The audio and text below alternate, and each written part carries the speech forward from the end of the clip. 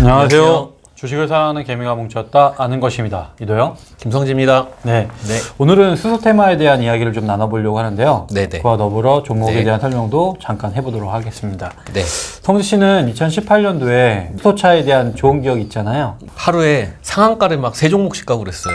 되게 자랑 많이 했잖아. 그러니까 저도 뭐 그 정도까지 갈 줄은 몰랐는데 네. 그 문재인 대통령님께서 이제 넥소를 타고 예. 매스컴에도 나오시고 네. 그다음에 신년사 하실 때도 수소를 직접적으로 거론을 하세요. 예, 맞아요. 그때 당시에 분위기는 약간 수소보다는 전기 느낌이 좀 더 있었는데 네. 그게 한순간에 완전히 바뀌었던 때가 있었어요. 그렇죠. 수소는 좀 더 멀리 있는 거라고 네, 생각을 네. 했었는데. 그러니까 그때가 아직도 이렇게 전기차가 막 꺼질 때는 아니었고 2017년, 18년에 전기차가 많이 올랐거든요. 2차 전지가. 네네. 대체적으로 10명 중에 8명은 전기차가 계속 갈 거고 수소는 뭐 사기다라는 얘기까지 있었고 네. 약간 뜬구름이다, 실효성 논란 이런 것들이 많았는데 저는 이제 국가적으로 이렇게 밀어주는 정책은 집중 있게 봐야 된다라는 생각이 있어서 네. 그리고 저는 사실 전기를 안 한 게 아니고 전기 2차 전지 쪽도 하면서 수소 쪽도 비중을 뒀던 거거든요. 네. 그게 잘 맞아 떨어졌던 것 같습니다. 성재 씨 이야기를 듣다 보니까 네네. 탑다운 방식의 투자를 좀 선호하는 것 같더라고요. 그 제가 종목을 찾을 때 탑다운 방식이 편하더라고요. 잘 가는 섹터에서도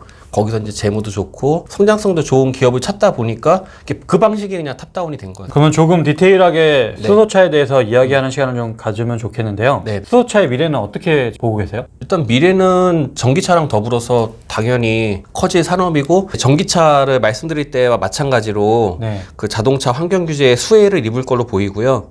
그 다음에 2021년부터 CO2 배출 관련 벌금이 굉장히 강화된대요. 분명히 뭐 전기차나 수소차 구분 없이 이런 친환경차는 필수가 되는 거죠. 그리고 이제 정부가 8만 대를 생산하겠다. 그리고 2025년에는 100% 양상 체제로 이제 돌린다고 하니까요. 네. 그 성장성에 대해서는 그렇게 의심의 여지가 없는 것 같아요. 네.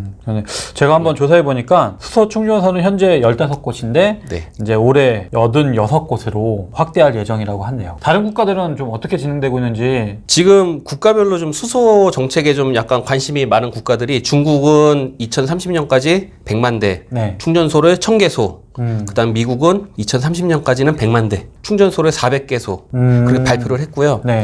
독일은 2023년까지 충전소를 400개소 수소차 80만 대를 2030년까지 운영하겠다. 네. 일본은 2030년까지요. 수소차 80만 대 보급 수소 충전소 900개소 구축하겠다. 900개나? 네. 오. 그리고 도요타, 닛산, 도쿄가스 합작범위를 이제 만들어서 운영하겠다. 네. 그렇게까지 나왔고요. 대표적으로 또 독일이 아까 나오긴 했는데 네네. EU도 있잖아요. 네네네. EU는 어떻게 지금 뭐 발표를 했나요? 그래서 EU 같은 경우는 7월 8일 날 수소차를 어떻게 육성하겠다 계획을 발표 예정이고요. 네. 그리고 그 지금 한 20억 유로 시장이래요. 근데 2030년까지 1,400억 유로 시장으로 확대가 될 것이고 2년 내에 수소도 가격도 내리겠다. 그리고 이제 수소 국제 거래 시장을 만들겠다. 클린 수소 연맹도 출범한다. 그러니까는 기구를 막 만들겠다고 하네요. 이제. 그러네요. 네. 앞으로 이렇게 되면은 굉장히 많은 나라들이 이제 여기에 그렇죠. 참여하려고 네. 노력하면서 수소에 대한 관심을 많이 또 갖게 되겠네요. 네네네. 네. 일단은 이런 정책들이 계속 발표가 되니까 네. 제가 2년 전에 수소에 관심을 가질 때만 해도 수소 사기란 얘기가 굉장히 많았거든요. 아, 실제로 이렇게 있었어요. 네. 근데 이제 그런 얘기는 쏙 들어간 것 같습니다. 수소차 이제 저희 각 정부의 정책들을 한번 살펴보긴 했는데 네. 수소차라고 마냥 좋은 건 아니잖아요. 그렇죠. 안 좋죠. 수소차의 장점과 단점 네. 어떤 것들이 있죠? 일단은 단점 같은 경우는 촉매제로 백금을 사용을 하는데 비싸요. 비싸겠네, 금이. 네네네. 그리고 충전소가 설치 비용이 비싼데 전기차 같은 경우는 충전소가 금방금방 만들더라고요. 근데 수소차 충전소 같은 경우는 땅값을 제외하고 20억 원. 땅값을 제외하고 20억? 네, 그래서 보통 2, 30억씩 잡더라고요.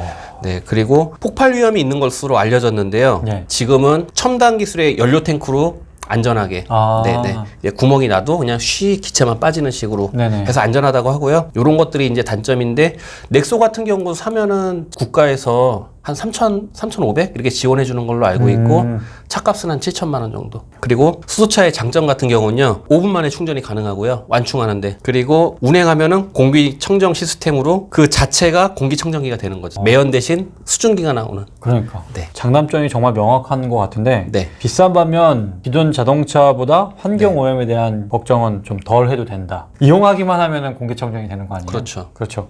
그리고 이제 이러한 수소차 관련해서 어떤 회사들이 있는지 있는지 네. 한번 살펴보면 좋을 것 같은데. 그 기업들이 정말 많거든요. 관련 기업들이. 네. 최대한 제 생각에 압축을 해가지고 한 11개 정도의 기업. 근데 압축했는데 11개. 네네네. 압축해서. 근데 이제 그걸 뭐 다 하자는 건 아니고 네. 공부해보시고 정말 맞는 거 네. 그런 거 딱 골라서 하시면 집중적으로 하시면 될 것 같고요. 네네. 그리고 이런 단점이 있어요. 그 종목들에 보면은 10개 중에 9개가 재무가 안 좋아요. 아, 아직은 뭐 이루어진 건 없으니까. 그렇죠. 이제 뭐 수소차 충전소도 만들고 그러는데 어쨌든 재무는 아직 안 좋거든요. 그래서 이제 좀 테마성이 강하기 때문에 네. 그것을 감안하시고 분석을 하시고 또 투자까지 이어지신다면은 아 이거는 언제든지 재무로 가는 게 아니고 테마성이기 때문에 감안하시고 네. 네, 접근하시면 좋을 것 같고요. 네. 그럼 종목을 제가 말씀드려 보겠습니다. 네. 먼저 3기 오토모티브라는 기업인데요. 이 기업 같은 경우는 현대차의 넥소에 들어가는 모터 서포트 브라켓이라는 부품을 독점 공급을 해요. 그리고 SFUSA 같은 경우는 수소 연료전지 시스템 제조를 판매하는 기업이고요. 네. 그다음에 일진다이아가 좀 많이 유명하죠. 그 일진다이아의 아들 회사가 일진복합소재라고 해서 넥소 수소 탱크를 공급하는 회사예요. 넥소가 많이 팔리면 팔릴수록 이 회사가 득을 보겠죠. 아, 그렇겠네요. 그리고 일진복합소재가 지분을 일진다이아가 100% 갖고 있어요. 그리고 JNK 히터는 이제 제가 모임에서 많이 설레발을 쳤던 그런 기업인데 예, 많이 들었어요. 예. 일단 수소 스테이션이랑 관련돼 있다고 생각을 하시면 되고요. 그 수소 스테이션의 개질기를 설계 제작하고 수소 전기차 융합 복합 스테이션 국산화 기술 개발 그리고 국가 과제도 수행했고요. 바이오가스 정제를 이용해 가지고 수소 생산 기술도 있어요. 좀 뭔가 이렇게 저희가 이게 디테일하게 좀 알 수는 없지만 좀 뭐 대단한 뭔가 국가에서 뭘 하는 것 사업을 같아요. 많이 하고 있네요. 네. 그리고 EM코리아라는 기업이 있고 이 기업 같은 경우는 이제 제가 작년에 굉장히 득을 봤던 네. 그런 기업이고요. 수소 충전소랑 거의 관련이 제일 깊다고 보시면 돼요. 충전소랑. 네네. 그래서 우리나라에서 8개 충전소를 자회사인 EM솔루션에서 했었고요. 네. 그리고 평화홀딩스라는 기업이 있는데 자회사가 평화오일 실공업이래요. 이 회사가 뭘 만드냐면요. 연료전지 스택을 만들어요. 수소차 재료비의 스택이 40%를 차지해요. 그래서 좀 나름 굉장히 중요한 기업이고. 그러네요. 네. 그리고 대우부품 같은 경우는 현대차 1차 벤더. 네. 그래서 수소차의 물 공급 전기 펌프를 만드는 회사고요. 네. 그리고 이제 코오롱 머티리얼이라는 기업이 있는데요. 네. 여기는 이제 국책 과제를 통해 가지고 수소차의 핵심 부품인 연료전지 분리막 그 원천 기술을 가지고 있어요. 그리고 우리산업이라는 회사가 있고요. 네. 우리산업 같은 경우는 수소차에 장착되는 전기 히터를 생산 공급을 하고요. 네. 그리고 유니크란 기업도 있는데 여기는 현대차의 수소 모듈을 독점 공급해요. 네. 그리고 미코라는 기업이 있는데요. 네. 여기 같은 경우는 고체 산화물 연료전지 시스템을 개발했어요. 네. 그래서 이제 제가 생각하기에 네. 좀 수소차에서 중요한 기업들을 11개를 골라봤고 네. 정말 그냥 뭐 하는 회사다 딱 요 정도만 해놨거든요. 네네. 근데 사실 냉정하게 얘기하면 수소 이 기술이 좀 많이 복잡하고 저희가 이렇게 리포트 같은 거 읽어봐도 네. 사실은 제가 생각하기엔 이해하기는 어렵다고 생각을 해요. 그렇겠죠. 전문가가 네. 아닌 이상 운전을요, 택시 운전사가 잘할까요? 엔진 개발한 사람이 잘할까요? 당연히 택시 운전사가 잘하죠. 네, 그래서 이거를 저희가 엔지니어처럼 정말 디테일하게 파고드는 것도 중요하겠지만 네. 어느 기업이 많이 돈을 벌까, 그 다음에 어디랑 관련이 깊을까 이런 거를 더 파악하는 게 저는 오히려 더 도움이 된다고 생각을 하거든요. 네, 그래서 그런 부분을 같이 공부했으면 좋겠고요. 투자자 측면에서는 어쨌든 디테일하게 들어가는 것보다는 산업 전반적인 것과 네. 같이 어떤 쪽에서 더 돈을 많이 벌 것인가 네. 그걸 한번 연관지어서 생각해 보는 게 훨씬 더 도움이 될 것 그렇죠. 같다. 네. 예. 정말 많은 회사들을 이렇게 말씀해 주셨는데 네. 이 중에서 혹시 성재 씨의 매화 같은 눈으로 봤을 때 눈에 딱 들어왔다라고 네. 할 수 있는 회사가 있는지. 저는 일단 제일 관심이 갔던 기업은 한 3개 정도가 있는데 네.